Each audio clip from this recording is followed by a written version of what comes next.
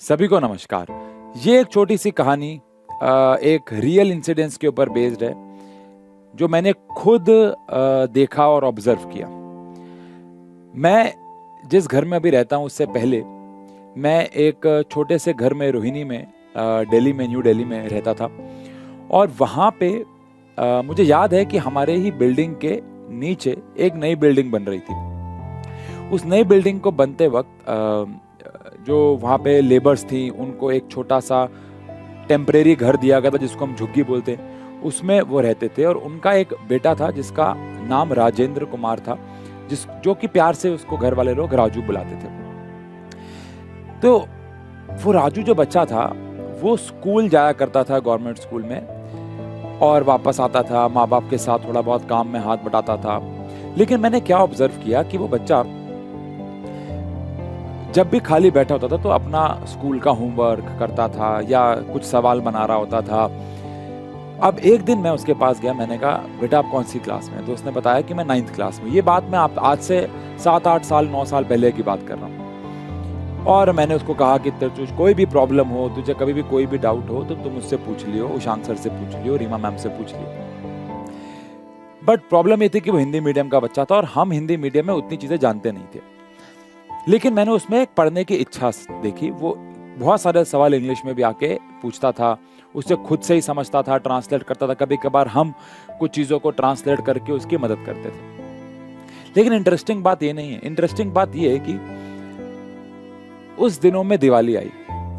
मैंने एक बहुत ही दिल दहला देने वाली बात नोटिस की कि दिवाली पे जैसे कि जब कोई पटाखे फोड़ता था तब पटाखे फोड़ना लीगल हुआ करता था, गैर कानूनी नहीं हुआ करता था। तो वो क्या करता था, जैसे पटाखे फूटते थे, जैसे दिवाली में लड़ियां लोग फोड़ते थे। अब लड़ियों में सारे बम तो फटते नहीं है, तो कुछ कुछ बम बच जाया करते। तो वो उसको दिवाली वाले दिन ढूंढता था, उसको वो कि कौन सा बम नहीं जला उसको वो देखता था, आधी फुलझड़ी नहीं जली है उसको वो देख लिया करता था। और अगले दिन रात को वो उन सारे पटाखों को फोड़ता था और बड़ा खुश होता था। उसके घर वालों ने कभी उसको पटाखे ही दिला के नहीं दिए। 15 अगस्त में यानी 15 अगस्त को पतंग उड़ाई जाती है हमारे दिल्ली में, तो वो 14 अगस्त को 13 अगस्त को पतंग लूटता था, कभी कभार अपनी जान पे भी खेलता था। उसके घर वाले उसे मना करते थे, लेकिन मैंने उसे ऑब्जर्व किया कि वो ये काम करता था। और फिर अगले दिन 15 अगस्त के अगले दिन या उसके अगले दिन वो पतंग उड़ाता था। दिवाली में मुझे नहीं लगता उसके घर में बहुत ज्यादा मिठाइयाँ आती थी जैसे हम सबके घरों में आती है। हम सब खुश नसीब हैं, कुछ नहीं भी होंगे।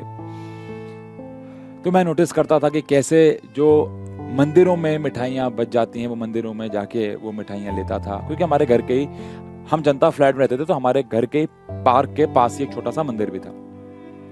लेकिन मैं सारी बातें आपको क्यों बता रहा हूँ, वो बच्चा 11th में जब आया उसने साइंस स्ट्रीम ली और उसने बहुत मेहनत करके पढ़ाई की। वो हमारे पास बहुत एक्स्ट्रा बैठ के पढ़ाई करता था। हमने उससे पढ़ाने की कोई फीस नहीं ली। ऐसे बहुत सारी बोलने की बात नहीं, लेकिन मुझे कहानी का कंटेस्ट आपको देना बहुत जरूरी है, क्योंकि उसके पेरेंट्स उसकी फीस अफोर्ड नहीं कर सकते थे, इसलिए वो आज तक कभी ट्यूशन नहीं पढ़ाता। लेकिन 11th में आके उसने हमसे ट्यूशन पढ़ी। आपको हैरानी होगी कि 10th तक उसने पढ़ाई हिंदी मीडियम में की थी, लेकिन 11th में आके उसने पढ़ाई को इंग्लिश मीडियम में चुना। उसकी लाइफ में बहुत सारे हर्डल्स आए, लेकिन उसने बहुत मेहनत की। अगेन हर साल उसका त्योहार लगभग वैसे ही मन रहा था जैसे पहले साल मैंने उसके त्योहार को मनते हुए ऑब्जर्व किया था। साल दर साल बीत गए, उसका 12th खत्म हो गया। उसने 12th में बहुत अच्छे मार्क्स स्कोर किए और 12th के बाद उसने एक बहुत अच्छे इंजीनियरिंग कॉलेज में एडमिशन ले लिया, गवर्नमेंट कॉलेज में। अगर आपको पता, हमारे दिल्ली में DTU नाम का एक कॉलेज है, उस कॉलेज में जाके उसने एडमिशन लिया। एट प्रेजेंट वो इंटर्नशिप कर रहा है, बहुत अच्छे पैसे कमा रहा है। माँ बाप में से जो उसकी मदर है उसकी उसने जॉब छुड़वा दी। जॉब मतलब कि जो भी वो लेबर का काम करती थी वो छुड़वा दी। फादर उसके अभी भी काम कर रहे हैं, क्योंकि अकेला बच्चा अभी इतना खर्चा नहीं निकाल पा रहा कि वो घर के सारे खर्चे उठा पाए। लेकिन उसने अपने घर के हालातों को सुधार दिया और मैं दावे से कह सकता हूँ कि अगर उसे 3-4 साल और दिए जाएंगे तो अपने पापा का भी काम छुड़वा देगा, अपने पेरेंट्स को आराम देगा, उनका लाइफस्टाइल अच्छा करेगा। लेकिन आप इस कहानी से समझे क्या? हैरान कर देने वाली बात यह है कि कल वो मेरे घर आया। ये कहानी मुझे आपके साथ शेयर जरूर करनी थी। और कल वो मेरे घर आया, उसने मुझे दिवाली का प्रेजेंट दिया। मैं आपको ये प्रेजेंट भी दिखाता हूँ। कल वो मेरे घर आया और उसने मुझे ये दिवाली का प्रेजेंट दिया। आपको यकीन नहीं होगा, जब उसने मुझे ये प्रेजेंट दिया मेरे आंख में आंसू थे, क्योंकि ये चीजें एक ऐसे बच्चे से मुझे मिली जिनके घर में मिठाई खरीदने के पैसे नहीं थे, जो ऐसे रोड पे चलते हुए सामान को बीनता हुआ उठाता हुआ अपनी दिवाली सेलिब्रेट करता था। वो एक बहुत अच्छे कपड़ों में अपनी मदर के साथ मेरे घर आया, बिल्कुल वैसा ही जैसे वो पहले था, और उसने मुझे कहा सर हैप्पी दिवाली, और मेरे हाथों में, मेरी मदर के हाथों में एक्चुअली ये रख दिया। और मैं ये चीज देख के इतना इमोशनल हुआ, और मुझे वहां पे एक बात समझ में आई कि ये ताकत है अच्छी पढ़ाई की, ये ताकत है स्टडीज की, ये ताकत है नॉलेज की, कि अगर हम अपने लाइफ में, देखो हम लोग बहुत बहाने मारते हैं कि हमारे घर के हालात ऐसे नहीं है, हमारे घर के हालात वैसे नहीं है, हम नहीं पढ़ पाए, हम ऐसा नहीं कर पाए, हम वैसा नहीं कर पाए, हम बहुत सारे एक्सक्यूजेस देते हैं लाइफ के अंदर। लेकिन ये हमारे पास चॉइस होती है कि हम क्या करें, हम मेहनत करें ना करें, हम पढ़ाई करें ना करें। मैं कभी फुर्सत में आपको अपनी लाइफ की कहानी भी बताऊंगा तो आपको समझ में आएगा कि मेहनत करना हमेशा से हमारी चॉइस होती है। हालात कभी नहीं डिसाइड करते कि हमारे पास समय होगा नहीं होगा, हमारे हालात ऐसे हैं कि नहीं ऐसे हैं, हमारे माँ बाप ने हमें कभी अच्छी पढ़ाई नहीं करवाई, ये सब बहाने हैं। उस बच्चे ने पढ़ाई का एक जरिया चुना और अपने आप को वो इस मौका, मैं ये नहीं कहूंगा कि वो बहुत अमीर हो गया, मुझे लेकिन पूरा यकीन है वो हो जाएगा, क्योंकि उसकी आंखों में मुझे मेहनत की आज भी वो झलक दिखती है जो उस वक्त दिखती थी। तो बस इस दिवाली में आपको ये कहना चाहूंगा कि आप सब अपने माँ बाप को उन हालातों से बाहर निकालें अगर वो बुरे हालात में हैं, और अगर वो अच्छे हालात में है तो उनको और अच्छे हालात दिखाएं। अपने माँ बाप का हर वो सपना पूरा करें इस दिवाली पे, या आने वाली दिवालियों पे, या किसी भी त्योहार पे जो आपके माँ बाप के सपने वो खुद पूरे नहीं कर पाए। और जब आप वो सपने पूरे कर देंगे और उनके चेहरे पे जो खुशी होगी, स्माइल होगी, वो अनबीटेबल होगी। उससे बढ़िया प्रेजेंट कोई नहीं हो सकता, और उसका जरिया सिर्फ और सिर्फ एक है, और वो है पढ़ाई।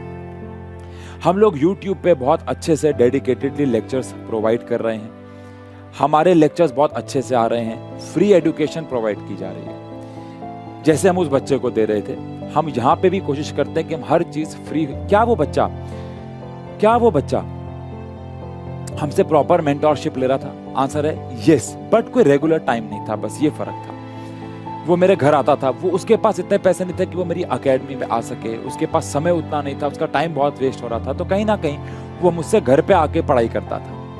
अब मैं उसको हफ्ते में 2 बार 3 बार 4 बार टाइम देता था, और उसने उस टाइम को मैनेज किया। तो अगर आप ऐसे बच्चों में से एक हैं जो खुद समय निकाल के पढ़ाई कर सकते हैं, तो आपके लिए YouTube is the best option. But अगर कहीं ना कहीं आपको लगता है कि आपको एक प्रॉपर मेंटोरशिप चाहिए, तो इस दिवाली पे हमने आपके वो प्रोसेस को बहुत इजी कर दिया है। अगेन आप कमेंट सेक्शन में या किसी भी तरीके से ये मत सोचे कि मैं यहाँ पे पेड बैच प्रमोट करने आया हूँ। आप इस वीडियो को यहाँ पे रोक सकते हैं और इस कहानी की फील के साथ जा सकते हैं और अपने आप को मोटिवेट कर सकते हैं। बट स्टिल अगर आप अभी तक समझ रहे थे कि ये कोर्स बहुत महंगे थे, ऑल दो हमारा मैक्सिमम कोर्स 1500 रुपए का है, सारे सब्जेक्ट पूरे साल फ्री में पढ़ाए जाते हैं, बट स्टिल हम लोग इस दिवाली पे एक बहुत अच्छा ऑफर कल ही हम लोगों ने अनाउंस किया जब हम अवार्ड जीते कि 50% ऑफ हर एक कोर्स पे है। और आपको बस एक कूपन कोड लगाना है SNF Diwali. Science and fun का हमारा ऐप है ऐप स्टोर और प्ले स्टोर पे।